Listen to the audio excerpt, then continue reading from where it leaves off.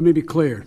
If you're in a state where hurricanes often strike, like Florida or the Gulf Coast or into Texas, a vital part of preparing for hurricane season is to get vaccinated now. Wait a minute. Wait, first of all, you're not going to speed past that like you didn't just say what you just said. Let me be clear. If you're in a state where hurricanes often strike, like Florida or the Gulf Coast or into Texas, a vital part of preparing for hurricane season is to get vaccinated now. Wait a minute.